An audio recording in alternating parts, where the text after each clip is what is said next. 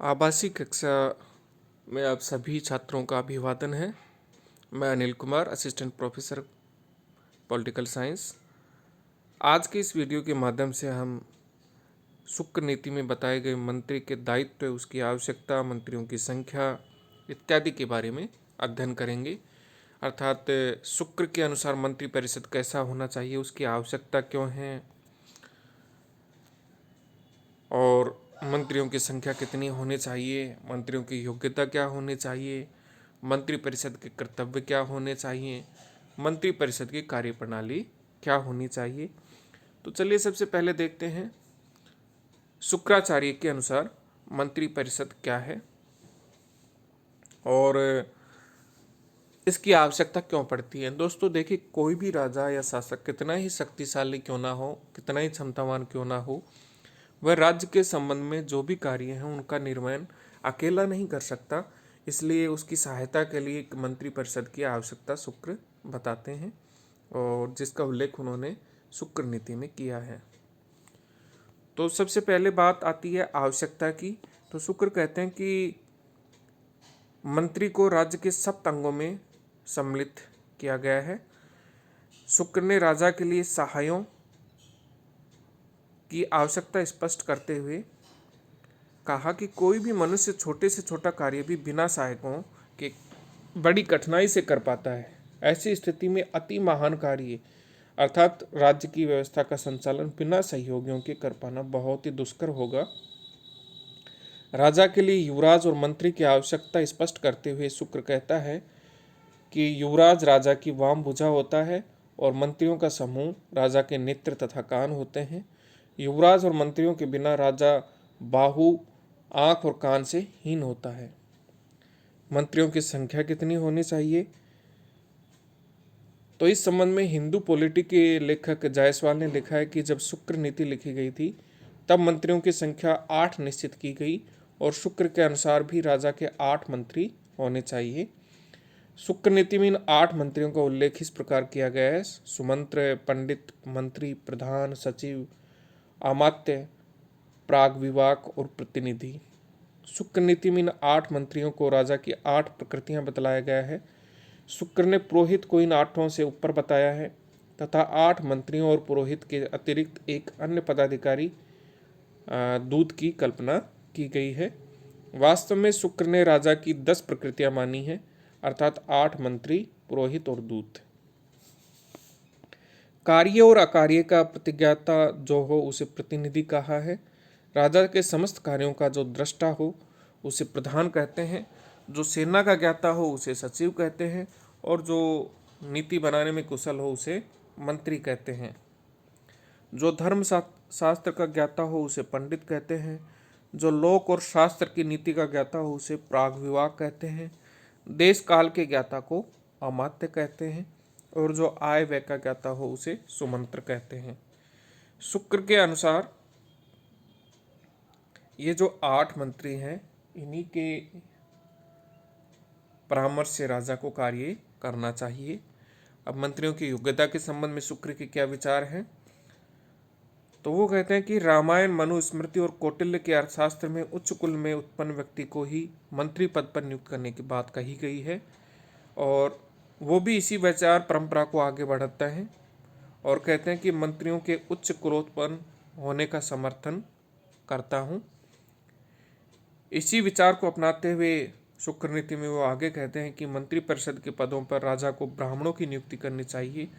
ब्राह्मणों के अभाव में क्षत्रियों और क्षत्रियों के न मिलने पर वैश्यों की नियुक्ति की जा सकती है, किंतु शूद्र की नियुक्ति उक्त पदों के ऊपर नहीं होनी चाहिए।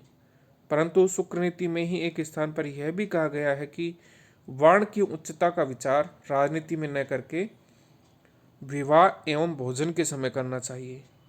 और एक दूसरे स्थान पर भी वो लिखते हैं कि जैसे सोने को तपाकर उसकी परीक्षा की जाती है, उसी प्रकार कर्म, गुण, शील और कुलादि से उच्च अधिकारियों की परीक्षा की जानी चाहिए। और इन बातों से ये स्पष्ट होता है दोस्तों कि जो आचार्य शुक्र थे वो वर्ण की उच्चता की अनिवार्यता के कट्टर समर्थक नहीं थे।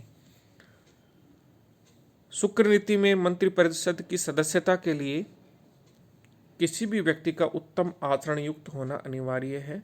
मंत्रिपरिषद के सदस्यों को गुणवान, शूरवीर, प्रियवादी, हितोपदेशक, क्लेश सहन करने में तत्पर, धर्मात्मा, पवित्रता, बुद्धिमत्ता आदि गुणों से युक्त होना चाहिए। इस प्रकार के श्रेष्ठ योग्यताओं से संपन्न व्यक्ति ही मंत्रिपरिषद के सदस्य के रूप में कुमार्गगामी राजा को भी सन्मार्ग पर लाने में सक्षम व सफल हो सकते हैं।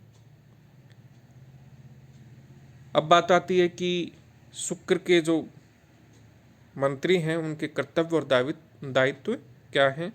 तो इस संबंध में शुक्र नीति में लिखा है कि राजा इन सहायों अर्थात मंत्रियों की भूमिका, राजा के लिए इन मंत्रियों की या सहायों की भूमिका कैसी होगी, परामर्शदाता की होगी। और मंत्रियों से अपेक्षा की गई है कि वे राजा को निर्भीकता पूर्वक उचित परामर्श दें। उनमें ऐसी क्षमता होनी चाहिए कि वे राजा को प्रिय और अप्रिय दोनों ही प्रकार का परामर्श दे सके। शुक्र के अनुसार मंत्रियों के परामर्श पर ही राज्य व कोष में वृद्धि, सेना का समुचित उपयोग तथा प्रजा का कल्याण निर्भर करता है। मंत्रियों को चाहिए कि जैसे भी हो सके वे राजा को बुद्धि और उद्योग से जागरूक रखें। ये मंत्री राजा के सुहृद अर्थात मित्र होते हैं और वे गुरु भी हैं। राग और मान मद से अंधे हुए तथा शत्रु संकट में पड़े हुए राजा के लिए मंत्री का परामर्श और चेष्टा ही सहारा होता है। राजा के लिए उचित है कि वह मंत्री जन के वचनों को ध्यान से सुने और उचित महत्व दे। शुक्र का विचार है कि राजा को मंत्रियों से तो मंत्रणा करनी ही है, किंतु उनके अतिरिक्त राजा को युवराज, अपने मित्रों और सगे संबंधियों से भी परामर्श लेना चाहिए। मंत्रियों के दायित्व के उपयुक्त उल्लेख के बाद शुक्र ने विभिन्न मंत्रियों के दायित्व की अलग से भी विवेचना की है, विस्तृत विवेचना की है उन्होंने, और सबके अपने अपने दायित्व निर्धारित किए हैं। शुक्र ने मंत्री को समस्त राज के कार्यों में राजा को उचित परामर्श देने के लिए उत्तरदायी मानता है।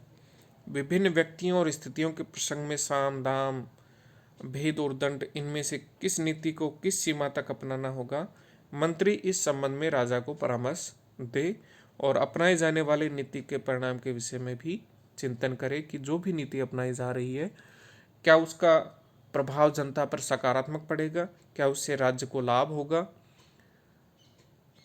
तो इस चीज का चिंतन और मनन राज्य द्वारा नीति लागू किए जाने से पूर्व ही कर लिया जाना चाहिए। प्राग विभाग के दायित्व प्रमुखतः न्यायिक प्रकृति के माने गए हैं। प्राग विभाग को सभा में उपस्थित होकर और अन्य न्यायाधीशों के साथ मिलकर प्रमाणों, प्रत्यक्ष अनुमान, दृष्टांत और लोकशास्त्र आदि के आधार पर मुकदमों का निर्णय करना चाहिए। पंडित का दायित्व है कि वह प्रजा के आचरण में धर्म के पालन को सुनिश्चित करे तथा समाज के विभिन्न वर्गों के बीच संबंधों को विनियमित करे। सुमंत्र की स्थिति राजा के वित्त मंत्री के समान है।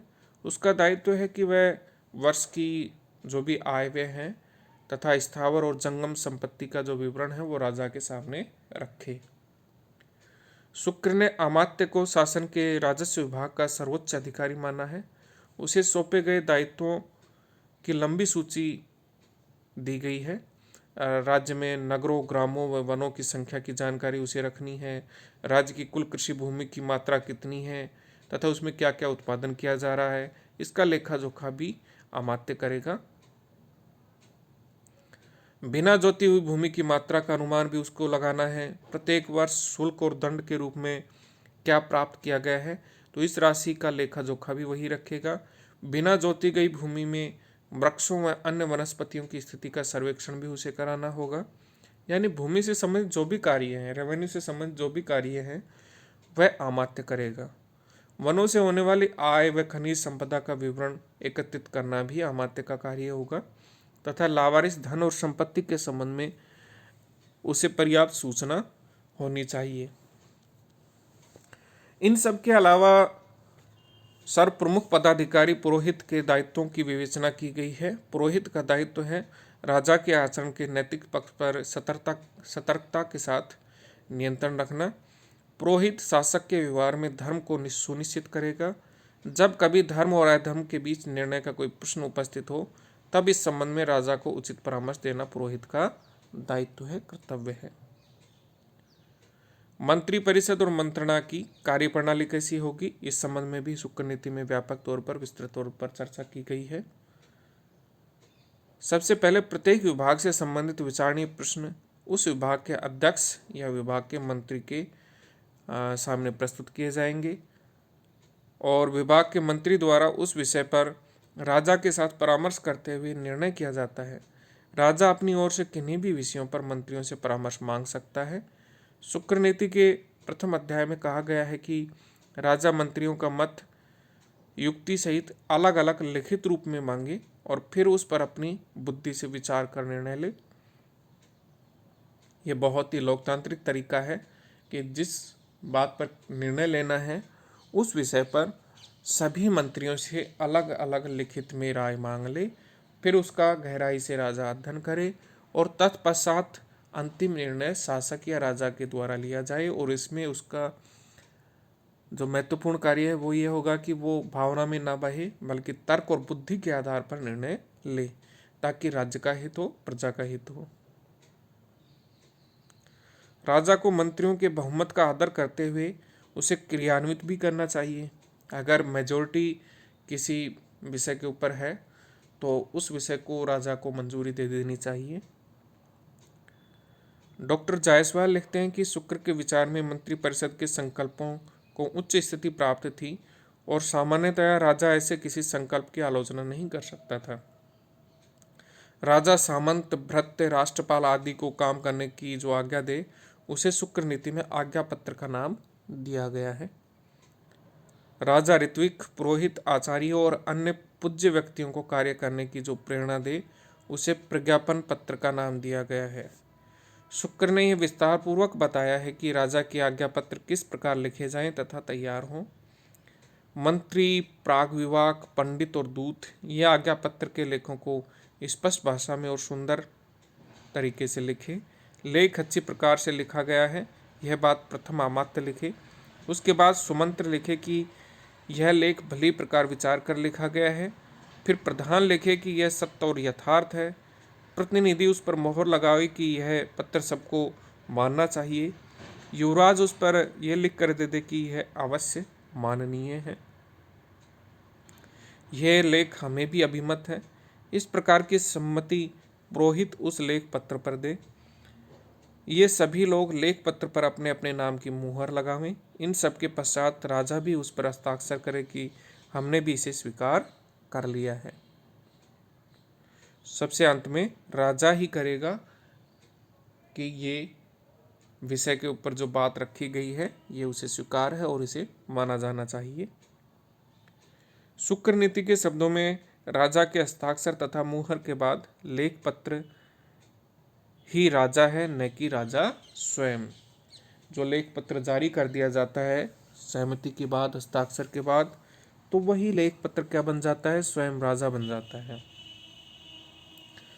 इस प्रकार शुक्र ने राजा तथा आज्ञा पत्र जारी करने की जो प्रक्रिया बतलाई है वह व्यापक विचार विमर्श तथा सहमति पर आधारित है तथा राजा द्वारा मनमाना आचरण करने की कोई आशंका नहीं रहती है। तो इस प्रकार से मंत्रिपरिषद और मंत्रियों के कर्तव्य तथा दायित्व के संबंध में उन्होंने बड़े व्यापक तौर पर चर्चा की है और उनकी योग्यता के बारे में भी बताया है। और एक और बात भी बताते हैं कि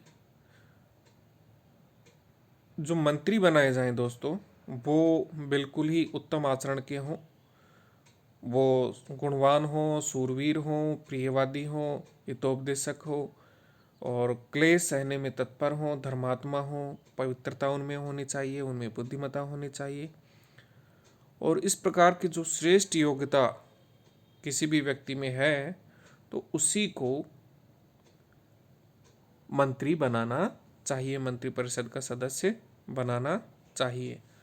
उत्तम गुणों से कोई युक्त होगा व्यक्ति तो निश्चित तौर पर वो राज्य हित में होगा और वह कोई भी इस प्रकार का कार्य नहीं करेगा जो प्रजा का अहित करता हो या राज्य के लिए किसी प्रकार से कष्टदायक हो या राज्य के लिए हानि का काम करे।